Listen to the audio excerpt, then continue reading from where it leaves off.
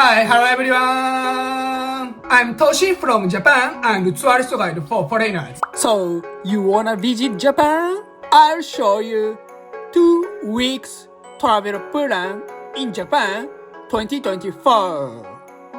What comes to mind when you think of Japan? Tokyo, anime, sushi, Mount Fuji, shrines, Osaka, maid cafes, culture, Hiroshima, cherry blossoms, autumn leaves, castles, nature, technology, and more, right?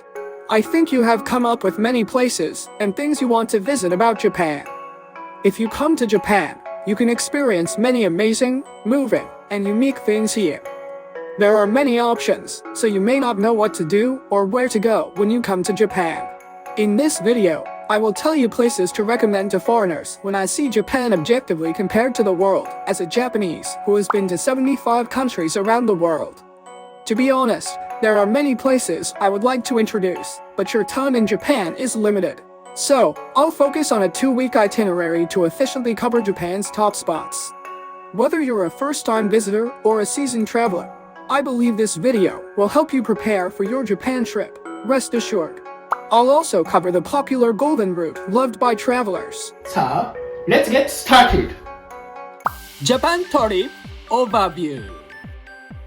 Welcome to Japan. Most of people enter Japan via the capital city of Tokyo. So in this video, Tokyo is the starting point of this trip. In Tokyo, you can enjoy the bustling streets where traditional culture and modern innovation blend together. Then, behold the majestic beauty of Mount Fuji, the highest mountain in Japan, and also registered as a UNESCO World Heritage Site. Next, you will move to Kyoto, the most historic city in Japan. Enjoy the beautiful scenery of historic temples, bamboo forests, and the traditional culture of the fascinating Gion area. Next, you will move to Osaka, the second largest city in Japan. It's a very busy cityscape, and you'll soon notice the difference from Tokyo. Next, you will move to Hiroshima, which is known worldwide as the first city to receive an atomic bomb during World War II. It has served as a beacon of peace that promotes messages of reconciliation and hope since the city's reconstruction. After enjoying Hiroshima, you will return to Tokyo. In Tokyo, let's do things that you left undone in Japan, and do things like buy souvenirs. Also, you can go on a day trip from Tokyo. Yokohama, known for its bustling port and stunning night views, or Kamakura, famous as the model for the anime slam dunk opening theme, are just a 30-minute train ride away, and definitely worth a visit. Needed to know tips. Before diving into the main content, let's cover 5 essential tips of information to make your trip to Japan smoother and more enjoyable. The first is about transportation IC cards. These are indispensable for travelers, allowing you to use public transportation, convenience stores, supermarkets, and vending machines. However, as I explained in the previous video, it is affected by a shortage of semiconductors and is sold only at some stations. So please check it out if you are interested. The second is about Japan Rail Pass. This is a ticket that allows you to ride as many lines as you like, provided by a Japanese Japan Rail company within a specified period of time. However, the price went up in October 2023. In conclusion, the route of this trip is unnecessary. Regular tickets are cheaper. So please check my previous video out for more details. The third is about useful travel apps. Make sure to have map and translation apps handy. Google Maps and Google Translate are reliable options. The fourth is about money. While cashless payments are common in Japan's urban areas, some places still operate on a cash-only basis, so it's wise to carry some cash. Also, tipping isn't customary in Japan, so feel free to enjoy your experiences without worrying about tipping. The fifth is about internet access. While many cafes and hotels offer free Wi-Fi, outdoor internet access can be challenging. In order to travel comfortably in Japan, it is necessary to have a reliable internet. There are 2 options, a Wi-Fi device and a SIM card, both of which are easily available at airports in Japan, and recently, eSIM is also popular. If you use a Wi-Fi device, SIM card, or eSIM, you can get a discount by applying through the link in the description section, so please use it if you like. Now, you have the minimum necessary preparations for your trip to Japan. If you would like to know more details, Please check out my previous videos that show useful apps for travelers, things to do when you arrive in Japan, travel manners, and travel rules. What is Tokyo? Tokyo is a bustling capital where traditional culture meets modern innovation. It's Japan's largest city, home to about 14 million people. In this vibrant metropolis, you'll find skyscrapers alongside ancient temples, offering a wide range of experiences. However, with so much to see and do, it's essential to make the most of your limited time. We will return to Tokyo at the end of this itinerary, so, in this video let's explore the iconic landmarks first. For example, the historic Sensoji Temple in Asakusa.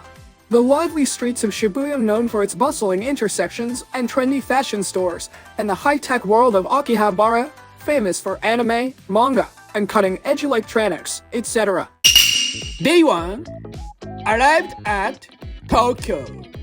If you're arriving in Tokyo by plane, you'll land at either Haneda or Narita Airport. Haneda Airport is close to the city, and Narita Airport is outside the city, so it takes time to get to the city. You may have jet lag on a long flight.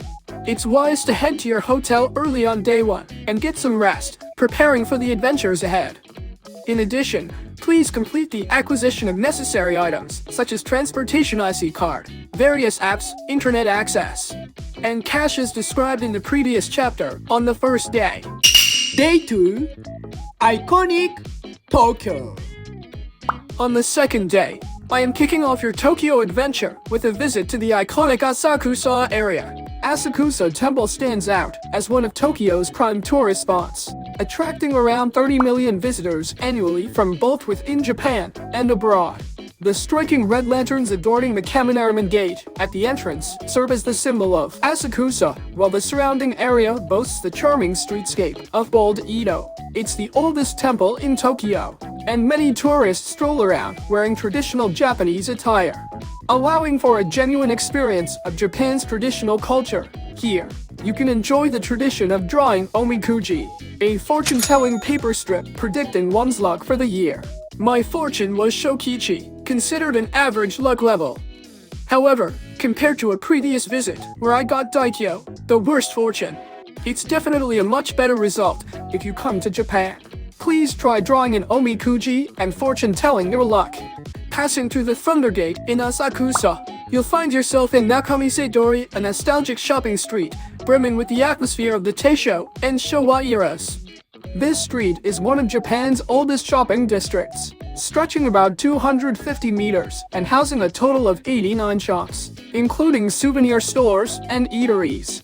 Adorned with uniformed electric signs and vibrant storefront decorations, Nakamiseidori boasts the nostalgic charm of a traditional downtown area. Here, you'll find a variety of traditional Japanese sweets and souvenirs available for purchase.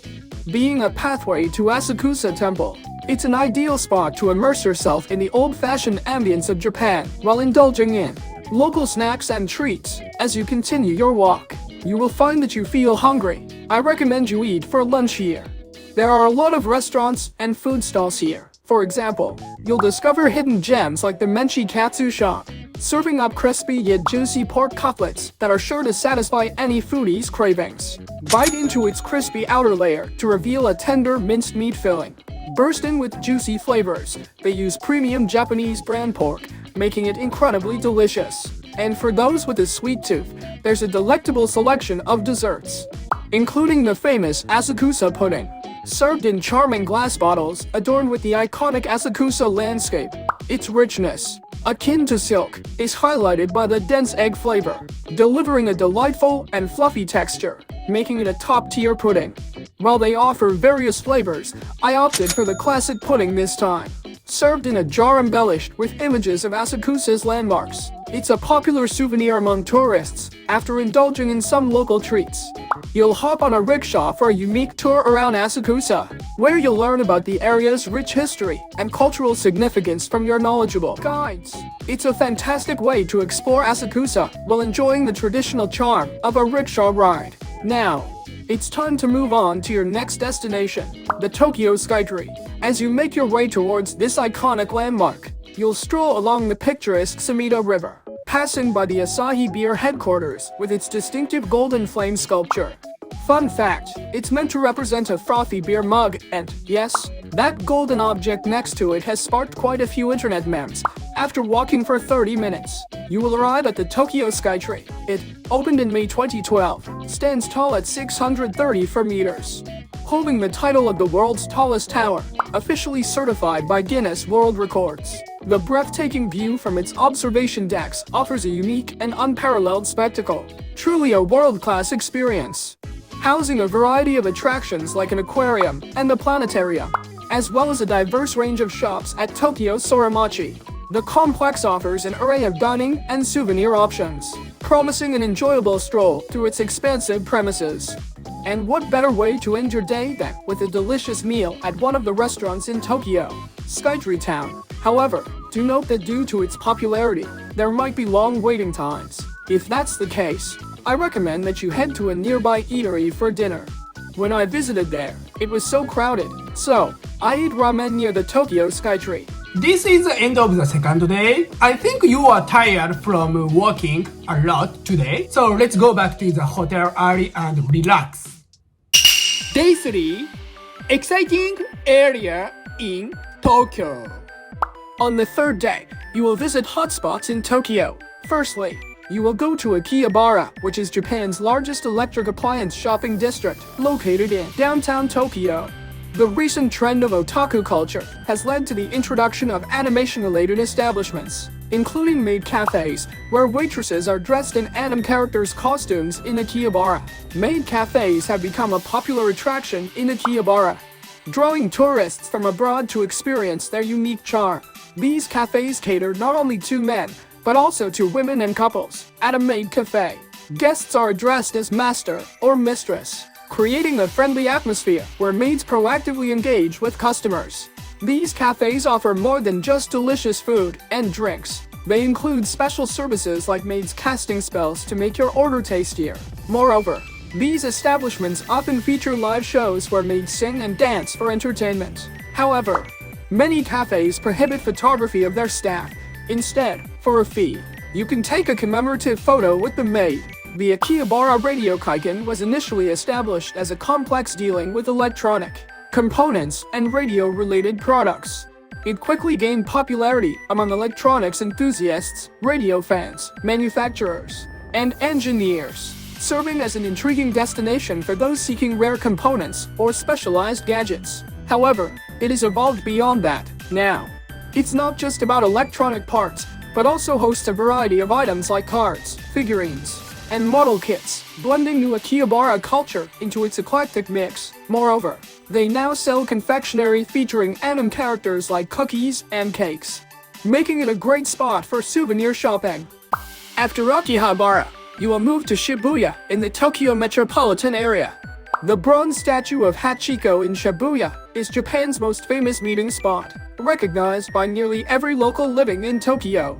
The Hachiko statue is modeled after a real Akita dog named Hachiko, which became a symbol of loyalty. This statue commemorates Hachiko's unwavering loyalty, as the dog continued to wait at Shibuya Station for his deceased owner for nearly 10 years after his passing. It's an ideal spot to gather with friends or take photographs when visiting Japan. Shibuya Scramble Square is a state-of-the-art complex that opened its doors on November 1, 2019. Marking a new chapter in Shibuya's architectural landscape.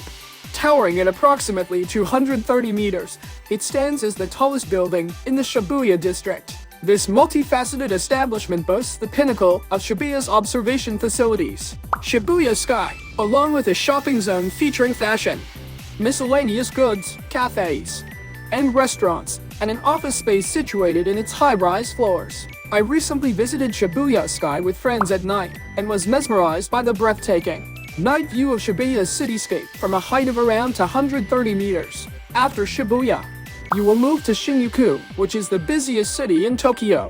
Shinjuku's Kabukicho is Japan's largest entertainment district, situated in the northeastern part of Shinjuku Station. It's a hub for restaurants, gaming establishments, cinemas, and more.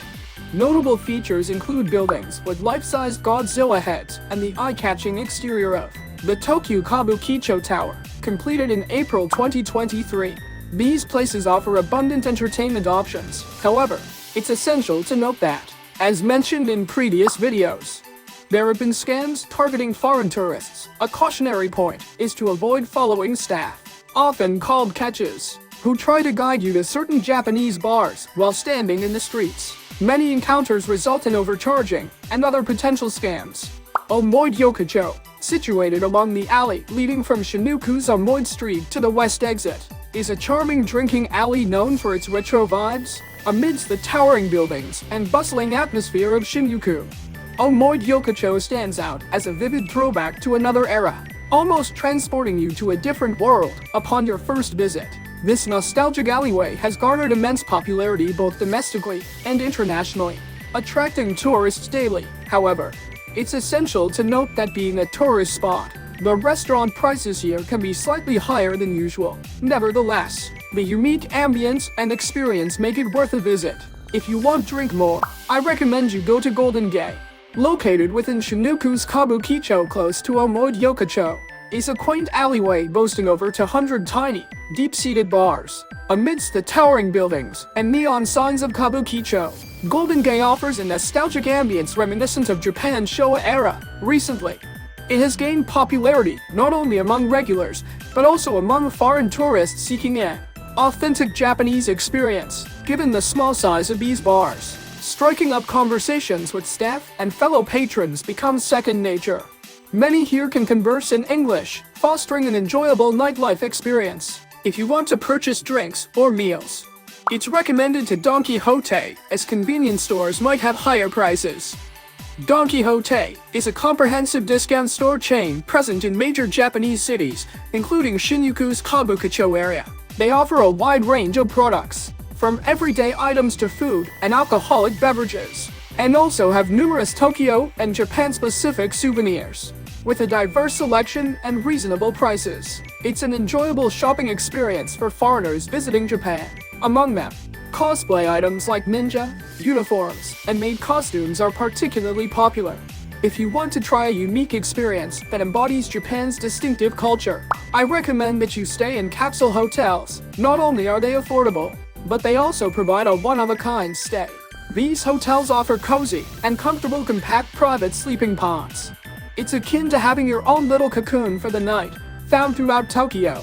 I stayed in one located in Shinjuku's Kabukicho district for just 3,000 yen per night.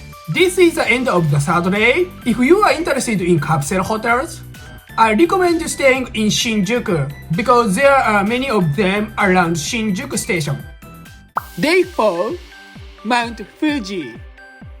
On the fourth day, you're off to Mount Fuji, the highest mountain in Japan, and also registered as a UNESCO World Heritage Site.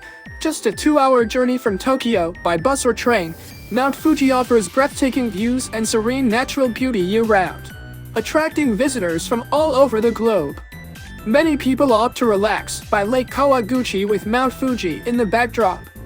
For those eager to climb, note that the climbing season is limited from July to early September, with daily visitor numbers capped at 4,000 for safety and crowd control. Booking in advance is highly recommended for climbers.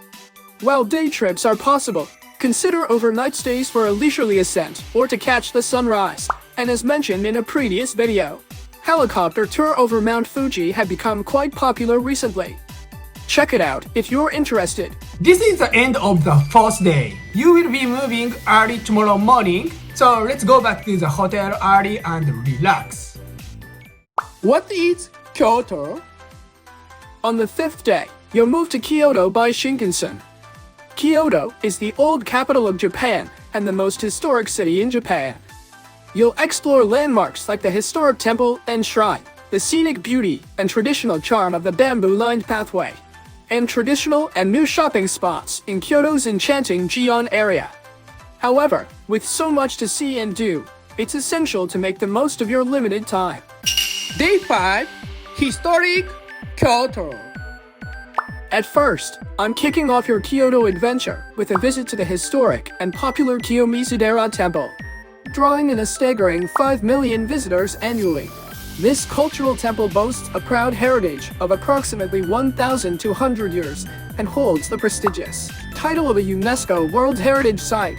As you step onto the grounds, you'll encounter architectural marvels, such as the main hall, which is the origin of the phrase to jump off the stage of Kiyomizu, and the iconic three-story pagoda, both designated as national treasures and important cultural properties. Explore the spiritual side of Kiyomizu-dera, where sacred sites like the Otowa waterfall, believed to grant wishes, and the revered Zugudo Hall, famous for its Will Walk ritual, beckon seekers of blessings and positive energy. The temple is particularly enchanting during autumn, adorned with a breathtaking display of vibrant foliage from around 1,000 trees, attracting travelers from across the globe. As explained in my previous video, Kiyomizu-dera Temple holds special nighttime viewings and a unique event called the Ritual of the Blue Dragon for a limited time throughout the year. I have also explained the specific dates of those events for 2024, so please check it out if you are interested. Embarking on the path leading to Kiyomizu-dera Temple is like stepping back in time into the heart of Kyoto's traditional charm. The cobbled streets, lined with preserved historic buildings, truly capture the essence of this ancient city. As you walk, the surroundings are adorned with delightful souvenir shops and cozy cafes, adding a touch of contemporary warmth to the historical setting. One unique aspect of this journey is the opportunity to embrace Japanese tradition by renting a kimono. Many visitors choose to don these elegant garments, turning the approach to Kiyomizu-dera into a vivid display of colors and patterns. As you continue your walk, you will find that you feel hungry. I recommend you eat for lunch or tea time here. There are a lot of restaurants and food stalls here. A standout attraction along the way is the world's first Starbucks housed in a traditional Japanese structure. The interior features tatami seating, providing a distinct and culturally immersive experience. However, due to its popularity, securing a seat can be challenging, as I experienced firsthand, despite my eagerness to enjoy its cozy charm. The overwhelming popularity among tourists made finding a seat challenging. If you come to Kyoto, please consider wearing a kimono. Take a stroll along this preserved street and immerse yourself in the nostalgic atmosphere of old Japan as you walk down this approach. After Kiyomizu-dera Temple, you will move to Fushimi in Ariteisha. This shrine is a cultural gem adorned with the mesmerizing Senbuntori. This iconic pathway, draped in vibrant vermilion, is a famous and popular spot known for Instagram-worthy photos among tourists. Venturing deeper into the sacred grounds, you'll encounter the mystical Omokaru-ishi, a unique ritual spot. Here, visitors engage in a traditional practice by lifting a round stone while making wishes. The belief is fascinating. If the stone feels lighter than expected, your wishes are destined to come true with ease. However, a heavier sensation suggests a more challenging path to realization. I found this stone to be quite heavy, so I believe that realizing the dream of conveying the beauty of Japan to people around the world is a challenging path. However, I will persist without giving up. If you come to Kyoto, here is an absolute must-visit spot, promising an unforgettable journey through both visual and spiritual marvels. After Fushimi and Ariteisha, you will move to Nishiki Market, often hailed as the kitchen of Kyoto. This vibrant marketplace spans an impressive 390 meters and serves as a culinary epicenter where the finest Kyoto ingredients converge. The daily buzz is a testament to its popularity, attracting both locals on their daily grocery runs and curious tourists exploring its diverse offerings. What sets Nishiki Market apart is its enchanting roof adorned with red, yellow, and green stained glass when the sunlight filters through. It creates a mesmerizing display, tempting every visitor to capture the beauty in a photograph. As you explore the market, it's important to note a customary practice, enjoying your culinary finds either in front of the respective shops or within designated eating areas. Personally, I had the pleasure of immersing myself in Kyoto's gastronomic scene by sampling the local sake, a Kyoto specialty, remarkably affordable at just 100 yen.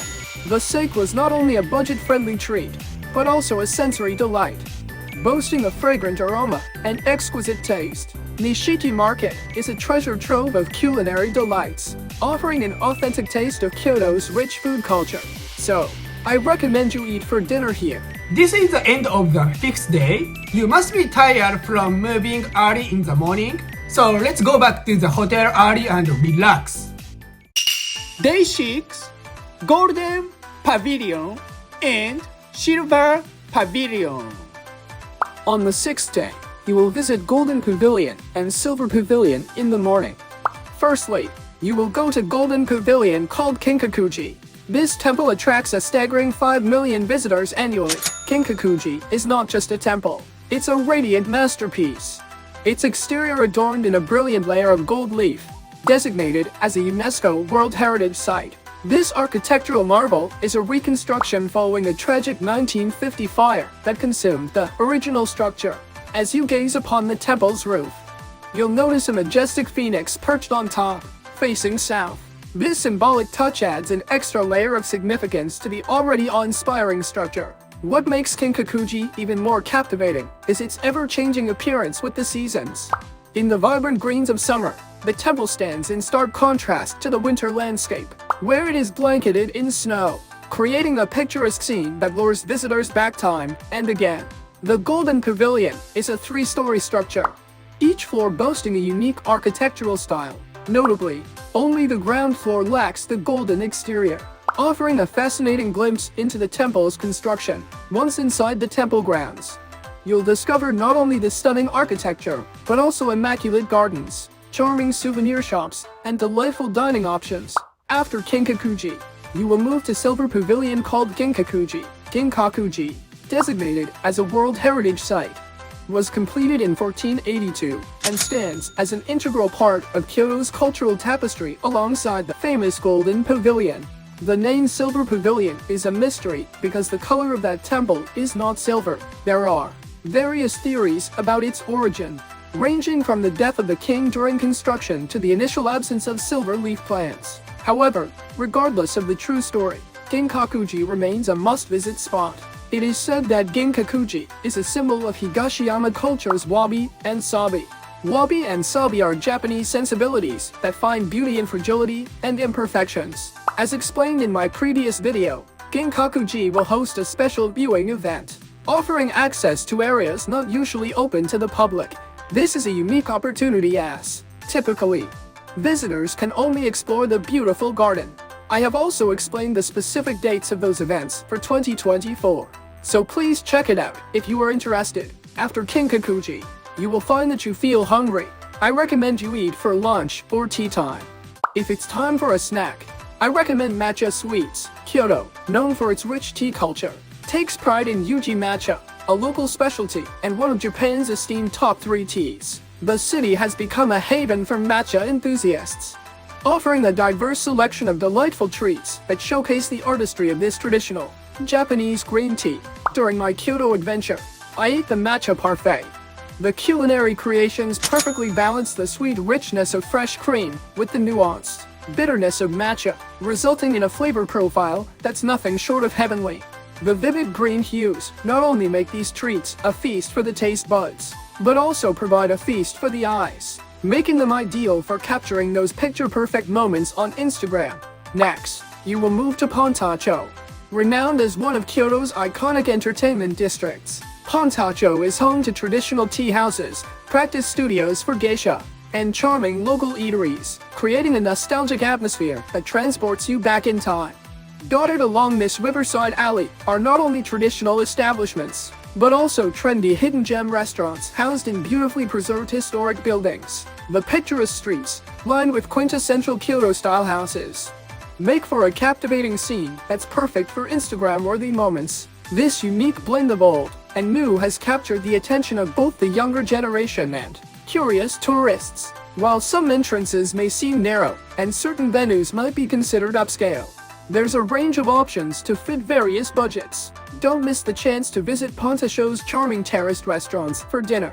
Offering splendid views of the Kamagawa River, the ambience is truly magical, making it a must-visit destination for an authentic Kyoto experience. This is the end of the 6th day. If you want a drink at night, I recommend the Japanese bar a little further away from Pontacho. It's because the restaurants near Pontacho are a little expensive.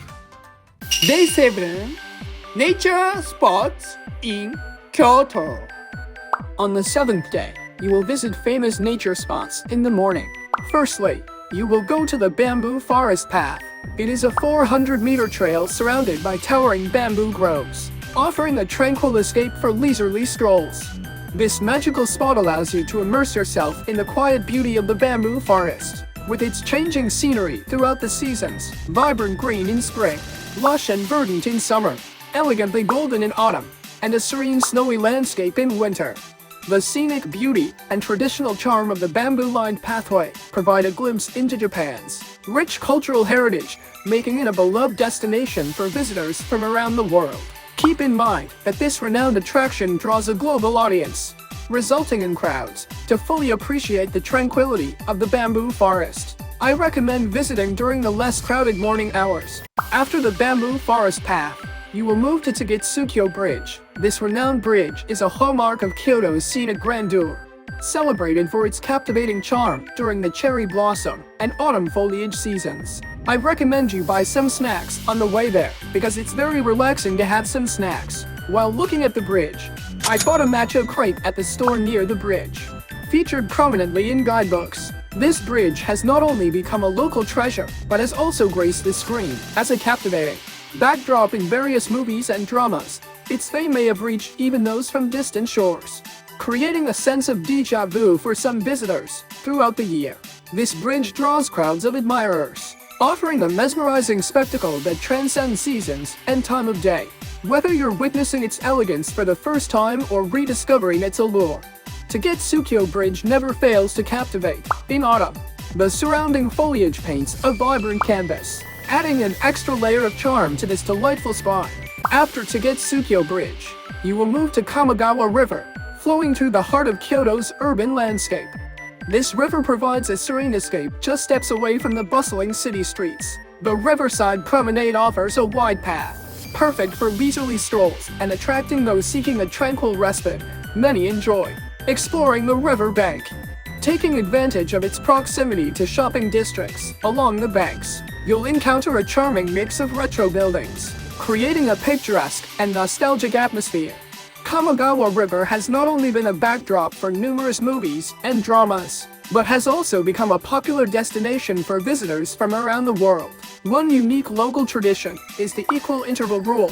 Couples or friends spontaneously find their places, ensuring an equal distance between each pair along the riverbank. This peculiar scene, known as the equal interval rule, is a delightful sight, especially when observed from the bridge spanning the river.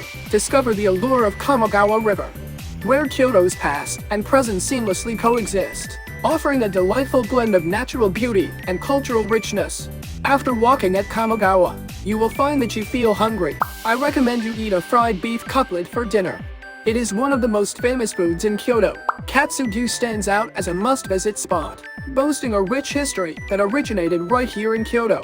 Now, let's talk about their star attraction, the fried beef cutlet. Picture this, a perfect medium-rare interior paired with a delightfully crispy exterior, creating a symphony of flavors that will leave you craving more.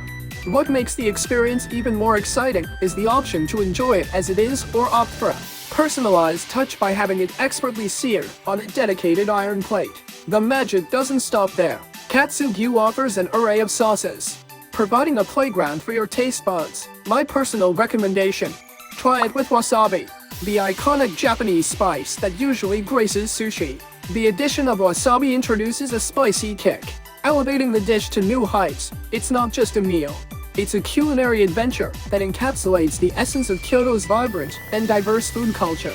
So, when you find yourself in Kyoto, don't miss the opportunity to savor the fried beef cutlet at Katsugu. This is the end of the 7th day. This is the last night in Kyoto, so you can go out drinking or you can go to bed early in preparation for your trip to Osaka from tomorrow morning. What is Osaka? On the 8th day, let's go to Osaka by local train. It will arrive in about 30 minutes from Kyoto. Osaka is the second largest city in Japan, and Osaka has been a gateway to international trade for centuries, with its bustling port along Osaka Bay. This vibrant metropolis is a fascinating blend of tradition and modernity, making it a treasure trove of experiences. However, with so much to see and do, it's essential to make the most of your limited time. You'll explore landmarks like the historic Osaka Castle, Dotonbori known for its iconic Glico sign, and an array of towering three-dimensional billboards, and Shinsekai with its iconic symbol, Tsutenkaku Tower, and a lively shopping street. Also, the famous Osaka dishes such as takoyaki, okonomiyaki, and kushikatsu are delicious, and it is a very attractive city. Day 8. Unique Osaka. At first, I am kicking off your Osaka adventure with a visit to the unique Namba area. There are many tourist attractions here, so you will sightsee them on your foot. Known for its iconic Glico sign and an array of towering three-dimensional billboards, Dotonbori stands as one of Osaka's most lively and exciting areas. It perfectly encapsulates the essence of what Osaka is all about, making it an unmissable destination for any visitor looking to experience the heart of the city. The Glico sign, a favorite among tourists, serves as a hot spot for snapping pictures, where visitors frequently replicate the famous Glico man pose. This illuminated sign is the main character representing the Japanese confectionery company Asahi Glico. Moreover, the riverside promenades and cruise ships along the river offer additional ways to enjoy the area. Dotonbori is a place where you can savor the vibrant and energetic essence of Osaka, day and night. Dotonbori Street is flanked by diverse dining options, offering a multitude of culinary delights throughout the year. It's a lively place with restaurants showcasing various cuisines, creating an energetic and lively atmosphere. As you continue your walk, you will find that you feel hungry. I recommend you eat for breakfast or lunch here. There are a lot of restaurants and food stalls here. When it comes to Osaka's iconic cuisine, you can't miss the konnimen, a category of savory delights made from wheat flour. Among these, takoyaki and okonomiyaki take the spotlight. The story of their popularity traces back to the wartime, when wheat flour was used as a substitute for rice. Takoyaki enthusiasts take note. These savory octopus balls are served piping hot, so give them a moment to cool down to avoid any accidental burns. In Osaka, these restaurants are everywhere and always bustling with customers. If you happen to find one with shorter lines, consider it your lucky day. Now, it's time to move on to your next destination, Sennitimai Dugayasuji Shopping Street. This vibrant marketplace is conveniently located within walking distance from the iconic tourist destination, Dotonbori, making it easily accessible for all travelers.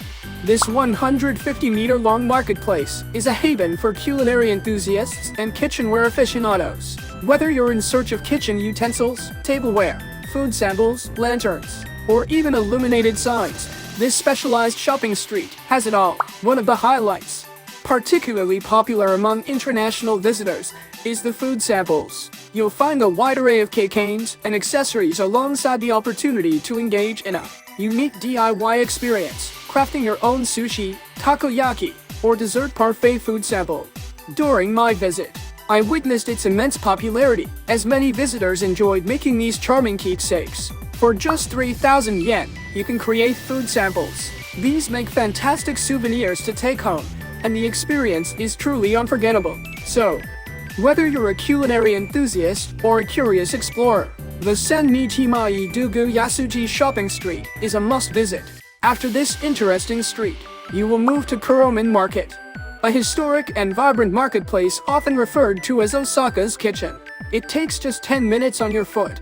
This bustling street, spanning around 580 meters, houses over 100 shops and stands that offer an array of fresh and seasonal ingredients, making it a top destination for both locals and tourists. Kuromen Market boasts an impressive selection of fresh seafood, including seasonal fish and a variety of ocean treasures. Professional chefs often frequent this market to secure the best ingredients for their culinary creations. During my visit, I had the chance to savor incredibly fresh oysters at an affordable price. For international travelers, there are numerous English signs and menus available, making it a welcoming and accessible place, even if you don't speak Japanese. After this interesting market, you will move to Hosenji Yokocho Alley. It is a charming alley tucked away from the hustle and bustle of downtown Dotonbori, where you can experience the serene beauty of traditional Japan, in contrast to the modern vibes of nearby areas. This alley boasts cobblestone streets and renovated Japanese-style buildings that exude a calm and authentic Japanese atmosphere. It's a place where various types of restaurants and eateries line the streets. And it's not just a hidden gem for tourists. Locals also hold it dear, What's even more fascinating is the name's origin, Hozenji. The Hozenji Temple is situated nearby, allowing you to explore Japanese culture and spirituality through visits and ceremonies. I personally wanted to savor some mouthwatering okonomiyaki for dinner here, but I couldn't eat because there was such a long line. It's a popular spot, so making a reservation before your visit is a smart move. Therefore, I moved to Dodonbori and ate okonomiyaki. I'll tell you a special information. People from Osaka have a unique tradition of pairing these dishes with steamed rice and miso soup, a combination you won't find elsewhere. So, this is my first time of trying this combination. It was better than I expected. So please give it a try. This is the end of the 8th day. If it's been almost a week and you are getting tired, I think you can go back to the hotel early and take a rest. If you are fine, enjoy your nightlife in Osaka. Day 9. Wild Osaka. On the 9th day, you will visit Wild Tennoji and Shinsekai area. Firstly, you will go to Abeno Harukas, which is the tallest building in Japan, standing at an impressive 300 meters in the morning. This architectural marvel offers a breathtaking experience for all travelers, with its observation deck providing panoramic views of the Kansai region. It's no wonder this spot is a top choice among tourists. Not only does Abeno Harukas offer stunning vistas, but it also houses cafes and souvenir shops to cater to your needs. And here's the best part, the 16th floor features a free observation deck and an inner garden, allowing you to enjoy fantastic views without spending a dime. But that's not all. Inside the building, you'll find a luxurious Marriott hotel, fine dining restaurants, and a connection to a grand department store. If you are hungry, you can eat for breakfast or lunch here. If you're interested in traditional Japanese goods or browsing through a free art gallery exhibiting beautiful paintings, you'll find it here. Additionally, the 3rd floor is home to a duty-free counter where foreign visitors can complete their tax-free shopping process with ease. As part of my visit, I decided to pick up a popular Japanese treat, Baumkuchen, from a famous shop in Japan called Muji. It's a fantastic choice for a picnic later in Tennoji Park. After Abeno Harukas, you will move to Tennoji Park, a serene oasis located just a stone's throw away from Abeno Harukas. This urban haven is a cherished retreat for locals and a must-visit destination for travelers. Tennoji Park offers an array of attractions, making it a perfect place for a leisurely stroll. Whether you're with family, a loved one, or exploring solo like me, you're bound to have a great time. Right in the heart of the bustling metropolis, you'll find lush green lawns, ideal for a delightful picnic. The park features a zoo and an art museum, providing entertainment for visitors of all ages while exploring the park. You'll come across numerous food stalls offering delectable cuisine. I indulged in some Japanese snacks and a cup of coffee on the lawn. Tennoji Park is the perfect blend of urban and natural beauty. So, whether you're looking for a place to unwind, explore with your family, or simply enjoy a solo picnic, this park has got you covered. After Tennoji Park, you will move to Nishinari. It takes just 10 minutes on your foot. Nishinari is a neighborhood that's been off the tourist radar, but is quickly gaining popularity for some reasons. Nishinari offers affordability like no other. You can find accommodations for as low as 1,600 yen for a private room. And even vending machine drinks are nearly half the usual price. There is also a cheap supermarket called Tamid nearby. While it may have had a rough reputation in the past, Nishinari has become a safer and more inviting place. The neighborhood boasts old-school karaoke bars, Japanese bar, and more, making it a hidden gem for those seeking a unique nightlife experience. Located just a short 10-minute walk from Shinsekai, which is a very famous tourist spot. It's a convenient and budget-friendly destination called Cool Nishinari by some foreign travelers. This hidden treasure may not yet be on your tourist map, but for those in the know, Nishinari offers a budget-friendly and immersive experience like no other. After Nishinari, you will move to Shinsekai, with its iconic symbol, Tsutenkaku Tower, and a lively shopping street. It's the epitome of the Osaka experience here. The Tsutenkaku Tower, built in 1912, draws inspiration from both the Eiffel Tower and the Arc de Triomphe in Paris. Its name, Tsutenkaku, signifies a tower connecting to the heavens, making it the tallest structure in East Asia at the time. But Shinsekai is much more than its tower. The neighborhood boasts a delightful mishmash of old town scenery, flamboyant signage, and the dazzling glow of neon lights. Shinsekai is the perfect place to immerse yourself in retro delights. From shooting galleries to vintage arcade games, and even traditional board games like Go, you can truly experience the nostalgia of old Japan. As you continue your walk, you will find that you feel hungry. I recommend you eat for dinner here. When it comes to dining, don't miss trying kushikatsu, a mouth-watering dish of deep-fried skewers. It pairs perfectly with a cold beer, and you'll savor the rich flavors unique to Osaka. If you're looking for an authentic Osaka experience with a dash of history and a whole lot of character, Shinsekai is the place. This is the end of the 9th day. If you are interested in the cheap hotel, I recommend staying in Nishinari. You can stay in a private room for 1,600 yen. I also stayed there and felt more comfortable than I expected. However, the room is so small. Day 10. Mixed culture in Osaka. On the 10th day, you will visit the area mixed traditional and international culture in Osaka. Firstly, you will go to Osaka Castle, which is a magnificent landmark that you shouldn't miss when you visit Osaka, Japan. The castle's grandeur and the breathtaking view from the main tower, especially when you climb to the top, will leave you in awe.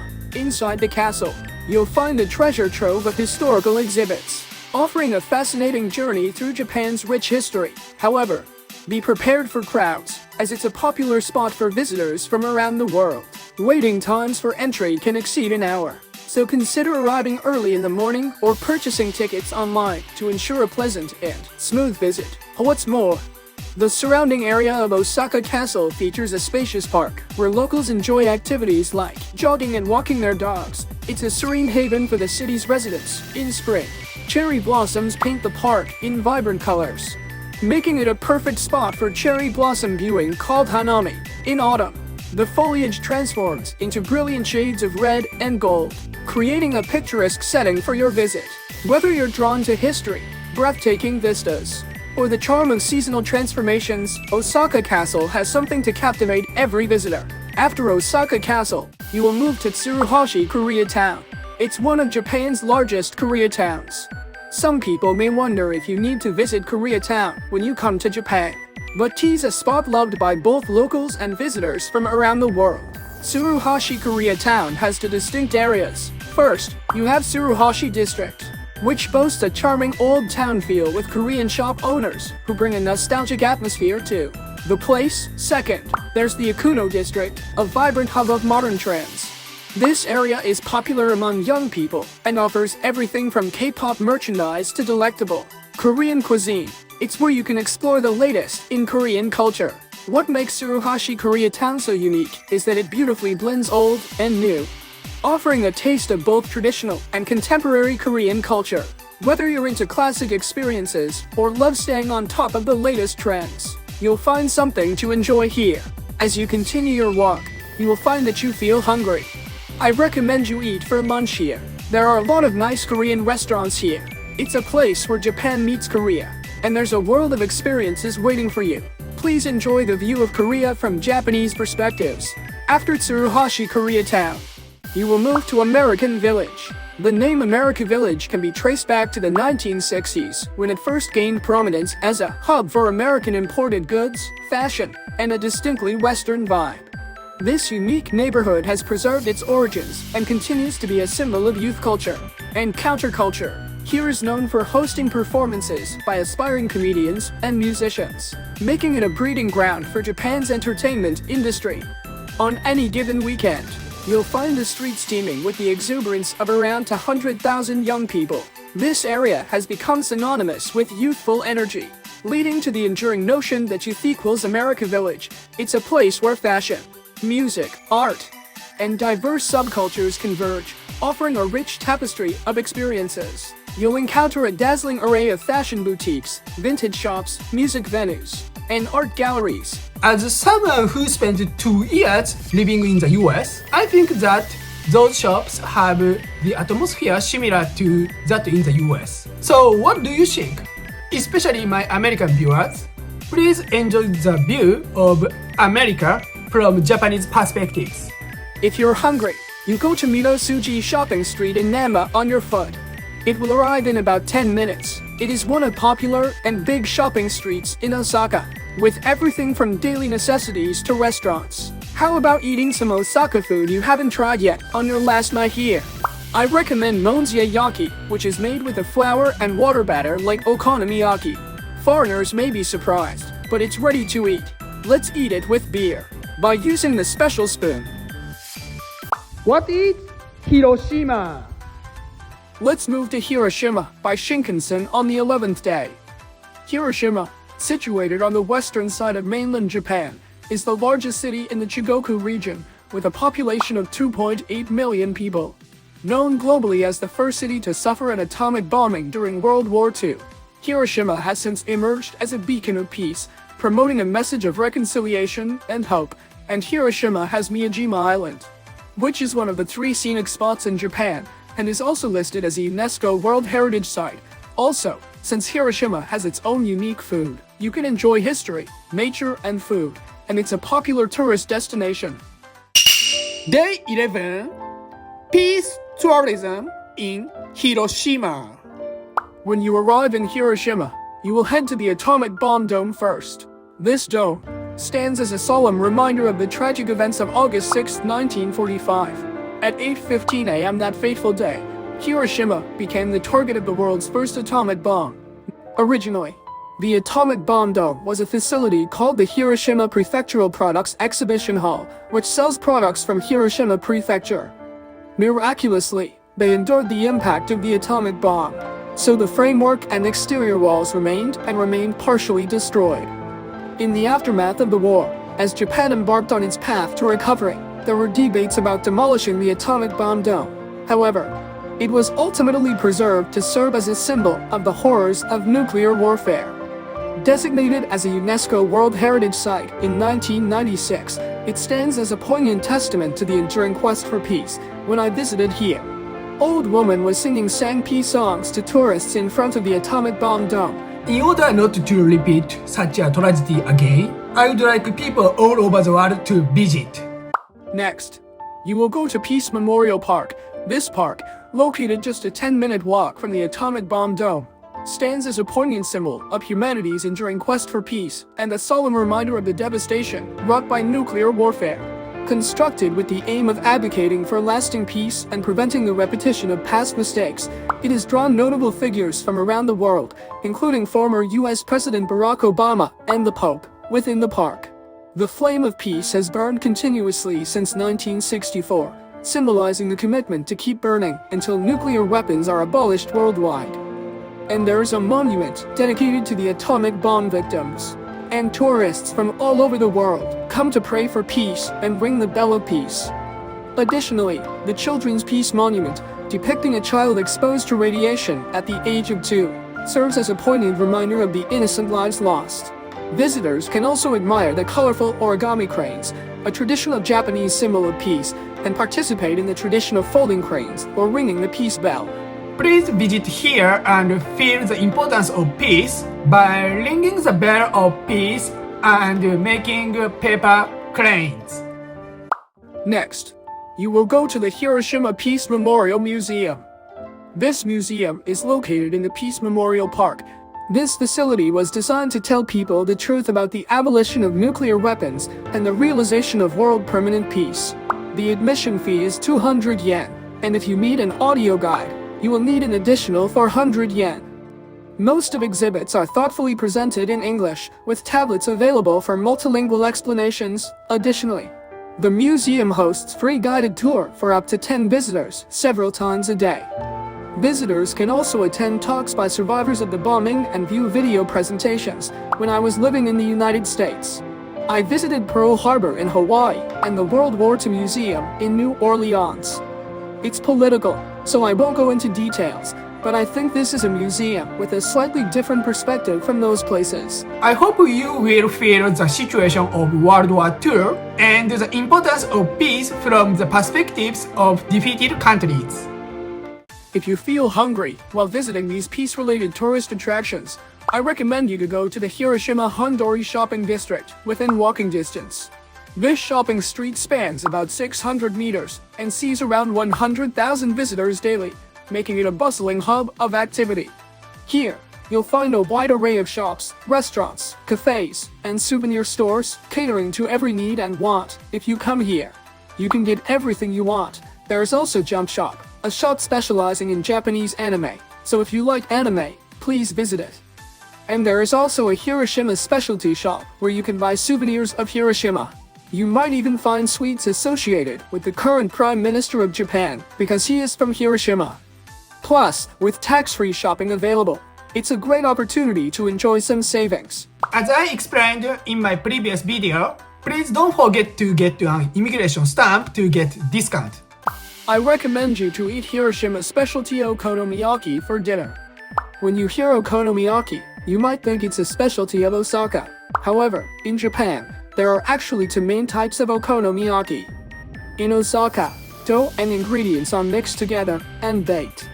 In Hiroshima, the dough is spread thinly on an iron plate, and cabbage and pork are placed on it and baked. Also, in Hiroshima, yakisoba noodles are put inside, so I think Hiroshima style has more heavy than Osaka style.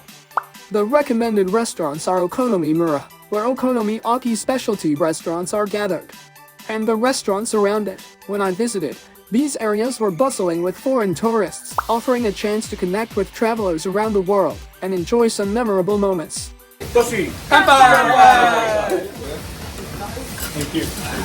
Thank you. If you visit Hiroshima, be sure to try to eat okonomiyaki. And I want you to feel the difference from Osaka and enjoy it. This is the end of the 11th day. If you are not sleepy yet, I recommend you to take a walk around the atomic bomb dome. It is beautifully light up and you can enjoy a different view from daytime. Day 12. Historic Hiroshima. On the 12th day, you will head to Miyajima. Miyajima, the UNESCO World Heritage Site and one of Japan's 3 scenic views, is a must-visit destination representing Hiroshima Prefecture. You'll be captivated by the iconic Red Torii Gate standing in the sea, the historical streets, untouched natural landscapes, and the wild deer roaming freely. You will go to Miyajima by streetcar and ferry. The streetcar running through Hiroshima City is a must-try attraction to enjoy Hiroshima-like scenery. Riding the streetcar, which also serves as a vital mode of transportation for locals, allows you to take in the cityscape of Hiroshima. What's more, you can seamlessly reach the ferry terminal from Miyajima from various parts of Hiroshima without any transfers, making it incredibly convenient. It's a fantastic opportunity to glimpse into the daily lives of Hiroshima residents and soak in the local atmosphere. Plus, you can use Pasmo and Suica cards for payments, so I highly recommend having one ready in advance. When you arrive at the ferry terminal, you will take the ferry bound for Miyajima. The round-trip ferry fare is 500 yen, but if you have a Suica or Pasmo card, you can skip buying tickets, so make sure to prepare in advance. Please check out my previous video for more details about Suica and Pasmo. When you go to the island by ferry from a port in Hiroshima City, you can see the superb view of the Red Torii floating on the sea. For the best experience, I recommend that you sit on the top floor and on the right side of the ship. On the island, you can enter its Tsukushima Shrine, a former residence of Japanese aristocrats, for 500 yen. Also, please check the time of the day, because the scenery of the Red Torii floating on the sea changes depending on the high tide and low tide. If you want to see both, I recommend you stay in Miyajima. In Miyajima, there's a bustling shopping street that stretches about 350 meters from the ferry terminal to the Tsukushima Shrine. Here, you'll find souvenir shops and eateries offering local crafts and Hiroshima's famous dishes. One of my top recommendations is indulging in the local delicacies along this street. I also enjoyed it. First up, I ate Momiji Manju, a delightful treat with sweet filling that you can enjoy freshly baked on the spot. I tried the matcha flavor, which combined a crispy texture with rich matcha taste, truly delicious. Next, I tried grilled oysters, bursting with the authentic flavor of Hiroshima's renowned oysters. With 2 for just 500 yen, it's definitely worth it. When you visit Miyajima, take in the mystical side of the iconic Red Torii Gate and savor the flavors of Hiroshima specialties along this charming street. After Miyajima, you will return to Hiroshima City and head to Hiroshima Castle. Hiroshima Castle is one of the 100 famous castles in Japan and is located in the city and is a popular tourist destination with very convenient access. At Hiroshima Castle, you can enjoy the scenery of each season, such as cherry blossoms in spring, vibrant autumn foliage, and the solemn beauty of the castle dusted with snow in winter. When I visited, the cherry blossoms were blooming and it was very beautiful. Additionally, within the castle grounds lies the Hiroshima Gokoku Shrine, dedicated to soldiers who lost their lives in World War II. At the entrance, the torii was decorated with carp streamers from Japanese culture, and I could feel the atmosphere of Japan. Let's visit Hiroshima Castle, where you can feel Japanese traditions and culture. After enjoying Hiroshima Castle, you will return to Tokyo by Shinkansen. This is the end of the 12th day. You must be tired from a long trip from Hiroshima, so let's take a rest at the hotel early today. Day 13, day trip from Tokyo. On the 13th day, I will go on a day trip from Tokyo. If you have already enjoyed Tokyo, let's visit popular sightseeing spots in Kamakura and Yokohama. Just a short train ride from Tokyo. Our first stop is Kamakura, a historic city known for its temples, shrines, and its connection to the popular anime. Just an hour's train ride from Tokyo. Kamakura is a must-visit destination for anyone interested in Japanese history and culture. As you explore the city, you'll notice the blend of traditional and modern architecture, with ancient temples standing next to modern shops and restaurants. Firstly, you will go to the place that was the inspiration for the opening song of the world-famous anime, Slam Dunk. It is crowded with anime fans every day, and the Japanese government has warned that over-tourism is occurring. However, when I visited on a weekday morning, it wasn't that crowded. So, if you go there, I recommend you visit on weekday mornings. Next, you will arrive at Enoshima in 20 minutes on foot. Enoshima is an island that juts out from the Shonan Coast in Kanagawa Prefecture and is one of Japan's 100 scenic views. There are many tourist spots here that take advantage of nature, such as the ocean and caves. And you can enjoy dishes made with fresh seafood. As you continue your walk, you will find that you feel hungry. I recommend you eat for lunch here. The white-bait bowl called Shirasudan is very popular here. I highly recommend the fresh, raw white-bait that I purchase from local fishermen every morning, which is hard to find even in Japan. Next, you will go to the Great Buddha, a massive statue that stands over 11 meters tall and weighs approximately 121 tons. The statue was cast in 1252 and has been a symbol of Kamakura ever since. You can go inside the statue for a closer look at the craftsmanship that went into creating it, as well as learn about its history and significance. After exploring Kamakura, you'll head to Yokohama, a bustling city known for the largest Chinatown in Japan and beautiful night views. Yokohama is the second largest city in Japan and offers a wide range of attractions and activities for visitors to enjoy. As you continue your walk, you will find that you feel hungry. I recommend you eat for dinner in Yokohama. It's good to eat Chinese food in Chinatown, or go to an izakaya unique to Japan in Noji, a downtown spot in Yokohama. After your meal, I recommend you take a walk through the beautiful streets of Yokohama. You can enjoy a very beautiful night view, including the illuminated red brick warehouses that remind you of a port town, and Cosmo World, an amusement park for adults. This is the end of the 13th day. The places I explained in this video are really only a part of Kamakura and Yokohama. If you want to know more information, I will also make a detailed video, so please leave comments and subscribe to my channel. Day 14, last day in Japan. On the 14th day, it is finally the last day of your trip to Japan. On this day, please spend your time shopping for souvenirs and doing other things that you have left undone in Japan. If you want to buy souvenirs, I recommend Don Quixote, which I introduced on day 3, because there are many kinds and the price is cheap. How was 2 weeks travel plan in Japan 2024? Please share your thoughts in the comment section. Don't forget to subscribe to my channel and like button. See you in my next video. Bye!